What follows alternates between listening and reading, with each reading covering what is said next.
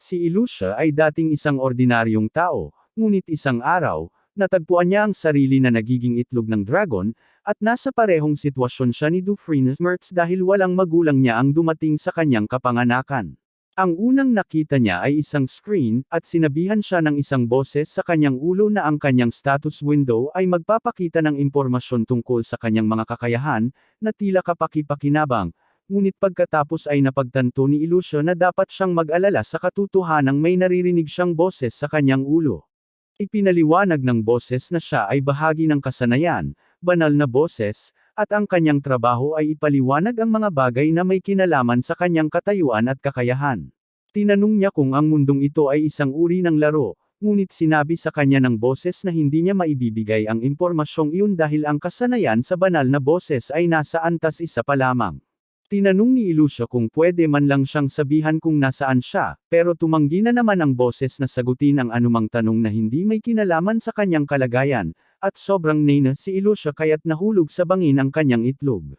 Pagkatapos niyang huminto, sinabi sa kanya ng sistema na nakatanggap siya ng paglaban sa pinsala mula sa pagbagsak ngunit may kapalit ito dahil bumaba ng 1 punto ang kanyang HP, at kapag 5 hapi lang ang natitira sa iyo, malaking bagay iyon.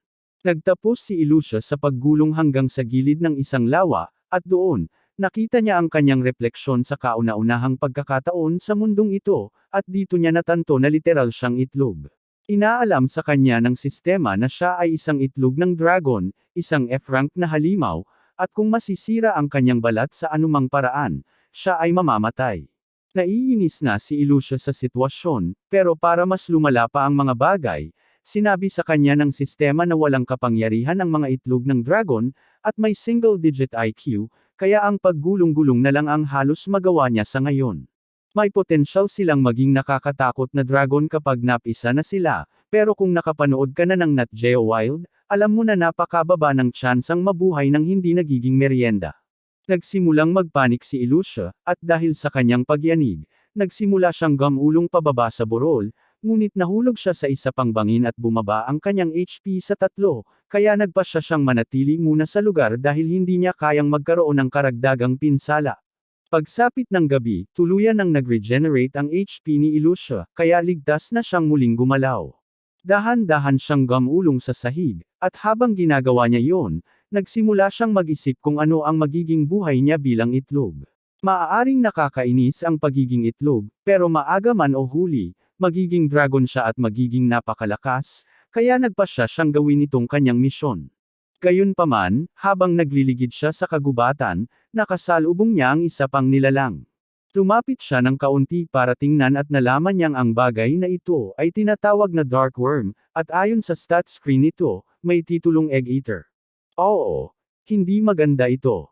Agad-agad na nagsimulang gamulong si Ilusha para sa kanyang buhay, ngunit sa bilis ng paghabol sa kanya ng uod, hindi sapat ang basta pagtakas para makalabas siya sa gulo na ito. Ang uod ay may 8th health point sa kasalukuyan, na mas marami kaysa sa max health ni Ilusha, kaya kung susubukan niyang banggin ito ng ulo, siya ang unang mamamatay. Sa sandaling iyon, naalaala niya na nakatanggap siya ng ilang resistensya sa pinsala mula sa pagbagsak kaninang umaga, kaya nagpasya siyang gamitin iyon sa kanyang kalamangan at inilor ang uod sa isang kalapit na bangin bago ito linlangan upang tumalon kasama niya. Pagdating nilang dalawa sa lupa, buo pa rin si Ilusha salamat sa kanyang paglaban sa pagbagsak at sa katotohanang sa katawan ng uod siya bumagsak, kaya ipinapalam sa kanya ng sistema na nakatanggap siya ng 12 puntos ng karanasan dahil sa matagumpay na pagpatay sa uod. Bilang resulta, umangat siya sa antas at natugunan ang mga kinakailangan para sa ebolusyon, kaya ipinakita sa kanya ng sistema ang puno ng ebolusyon at tinanong kung aling landas ang gusto niyang tahakin, ang puno ng sanggol na dragon o ang puno ng maliit na dragon. Walang ideya si Ilusha kung ano ang pagkakaiba ng dalawa, kaya nagsimulang ipaliwanag sa kanya ng sistema na ang maliliit na dragon ay isang dwarf na uri ng dragon, ngunit kahit maliit sila kumpara sa ibang mga dragon, maaari pa rin silang lumaki hanggang sa laki ng oso, at mayroon din silang nakamamatay na kakayahang magbuga ng apoy. Sa kabilang banda, ang sanggol na dragon ay walang gaanong maipagmamalaki maliban sa katotohanang may potensyal itong maging iba't ibang uri ng dragon, ngunit masarap talaga itong kainin na may toyo, kaya baka mapunta si Ilusha sa isang episode ng Delicious in Dungeon kung iyon ang pipiliin niya. Talagang hindi interesado si Ilusha na maging pagkain, kaya ang maliit na dragon ang tila pinakaligtas na pagpipilian para sa kanya, ngunit sa sandaling pipili na siya, narinig niya ang isang boses na nagsasabing kailangan niyang lumakas at maghangad sa tuktok. Ang tinig na ito ay ganap na naiiba sa tinig ng sistema, at wala siyang ideya kung saan ito nanggaling, ngunit tila tumutukoy ito sa kanyang pagpili sa ebolusyon. Ang maliit na dragon ang maaaring pinakaligtas na pagpipilian sa ngayon, ngunit ang sanggol na dragon ay may mas malaking potensyal para sa paglaki sa hinaharap, kaya kahit na ito ay maaaring isang mapanganib na desisyon, nagpasya si Ilusha na piliin ang evolusyonaryong puno ng sanggol na dragon. Pagkatapos makumplito ang ebolusyon, tumaas ang lahat ng kanyang stats ng sapat, pero hindi ganap na na-regenerate ang kanyang HP, kaya kailangan pa rin niyang magpahinga para maibalik ito. Sa sandaling iyon, nagsimulang kumulo ang tiyan ni Ilusha, at nagsimulang lumipat ang kanyang mga mata sa bangkay ng uod dahil sa ilang kadahilanan, mukhang masarap ito. Ipinapalagay ni Ilusha na ito ang kanyang likas na pagiging dragon baby dahil hindi naman niya normal na kakainin ang uod, pero wala naman siyang maraming pagpipilian sa pagkain ngayon kaya nagpasya siyang subukan, at masama nga ang lasa nito gaya ng inaasahan niya. Kinabukasan, nagising si Ilusha pagkatapos magpahinga, at ganap nang naibalik ang kanyang kalusugan, ngunit kailangan pa rin niyang harapin ang katotohanang isa na siyang sanggol na dragon ngayon. Wala siyang ideya kung bakit siya muling isinilang sa mundong ito, kung sino ang may pananagutan dito, o kahit kung sino siya bago siya muling isinilang. Medyo sigurado siya na dating tao siya, pero hindi niya maalala ang anumang malinaw na detalye kung paano ang kanyang nakaraang buhay. Sa sandaling iyon, napansin ni Ilusha ang isang grupo ng madilim na uod na nagtitipon sa likod niya, at dahil hindi na siya itlog, nagawa niyang lumaban at sunod-sunod na hiwain ang mga ito. Sa pagpatay sa lahat ng uod, nakakuha siya ng napakaraming karanasan, kaya naman nagawa niyang itaas ang kanyang antas sa 3 all sa isang bagsakan. Ang pagtaas na ito sa antas ay nagbibigay daan sa kanya na ma-access ang kakayahang magbuga ng apoy ng sanggol, kaya ginagamit niya ito upang pumatay ng mas maraming uod hanggang sa umabot siya sa antas 7. Pagkatapos ay patuloy siyang nagtatanim ng mga uod hanggang sa maabot niya ang level 15, at sa bilis ng kanyang pag-level up, hindi na siya makapaghintay na makita kung ano ang magiging susunod niyang ebolusyon.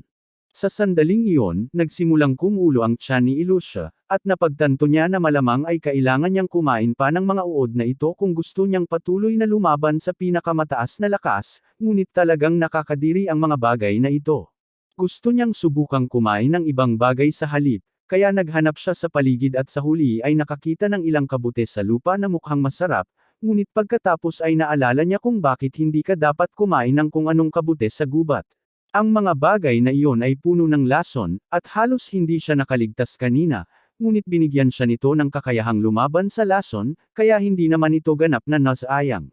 Ayaw pa rin kumain ni Ilusha ng mga uod, kaya nagpasya siyang lumabas sa kagubatan para maghanap ng bagong biktima, at ilang minuto pa lang siyang naghahanap, nakita niya ang isang kulay abong lobo. Mas malaki ang lobo kaysa sa kanya, pero mas mataas ang stats ni Ilusha, kaya nagpasya siyang habulin ito at nagsimulang tumakbo sa tabi ng lobo. Pagkatapos ay pinagpapalo niya ito hanggang mamatay, at pagkatapos suriin ang bangkay, napagtanto niya na magagamit niya ang kanyang apoy para ihawin ang karne. Ilang minuto lang ang lumipas, hawak na ni Ilusha ang perpektong luto na piraso ng karne ng lobo, at ito ang pinakamasarap na natikman niya mula nang dumating siya sa mundong ito. Gusto niyang makakuha pa ng mas marami nito, kaya nagpasya siyang simulan ng eksklusibong pangangaso ng mga lobo para makain niya ang kanilang karne kapag tapos na siya sa araw. Salamat sa lahat ng kanyang pagsusumikap, pagsapit ng gabi, umabot na sa level 20 si Ilusha, at ang kanyang susunod na ebolusyon ay magaganap kapag umabot na siya sa level 25. Gayunpaman, bumabagal ang bilis ng pag-level up niya habang tumataas ang kanyang antas, kaya hindi na ito magiging kasing dali sa pagpapatuloy. Sa magandang balita, dahil madalas niyang ginagamit ang kanyang hiningang parang sanggol, naging magaling na siya sa pag-ihaw ng karne, kaya lutas na ang kanyang problema sa pagkain. Gayunpaman, sana may makakausap siya bukod sa sistema dahil hindi naman niya sinasagot ang anumang mahahalagang tanong niya.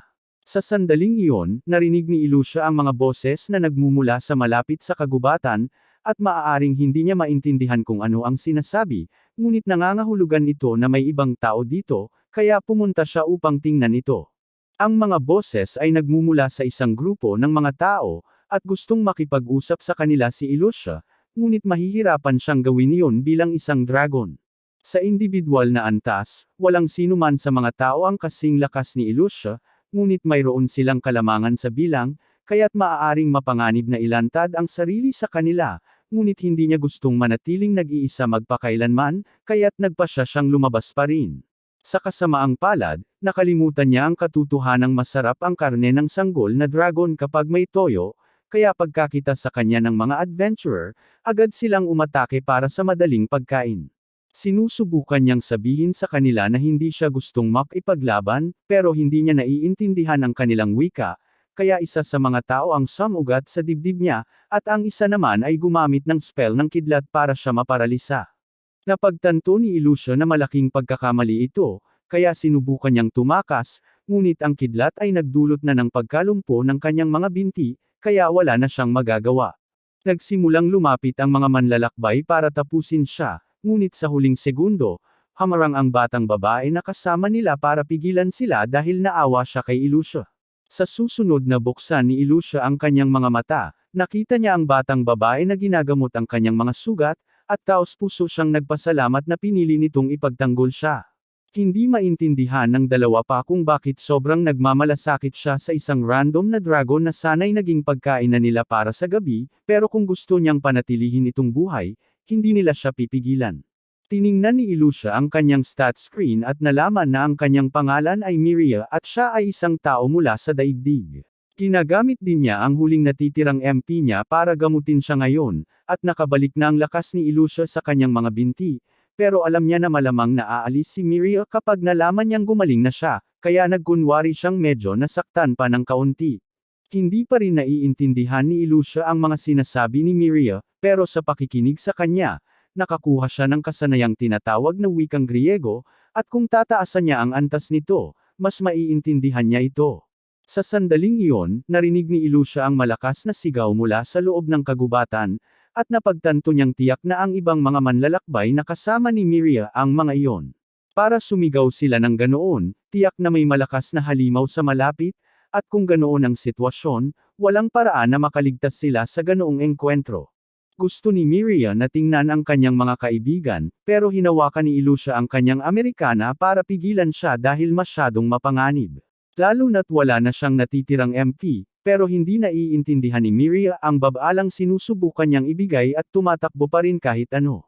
Hindi man alam ni Ilusha kung anong uri ng halimaw ang nasa labas, alam niya sa katotohanang walang sinuman sa mga tao ang makakatalo dito, kaya kailangan niyang pumunta upang iligtas sila. Pero medyo manhid pa rin ang kanyang mga binti, kaya mahirap para sa kanya ang gumalaw. Pagdating niya sa pinanggagalingan ng mga sigaw, nagulat siya nang makita ang isang higanteng rock dragon na nasa C rank, at ito ay may mahigit 200 hapi, na mas mataas kaysa sa 30 hapi ni Ilusha. Karaniwan, lilingon siya at tatakbo palayo ng mabilis hanggat kaya niya dahil ayaw niyang makipaglaban sa bagay na ito, pero pagkatapos ay nakita niyang bumagsak si Miria sa sahig at ayaw niyang iwanan ito, kaya parang wala siyang pagpipilian kundi manatili sa kanyang pwesto.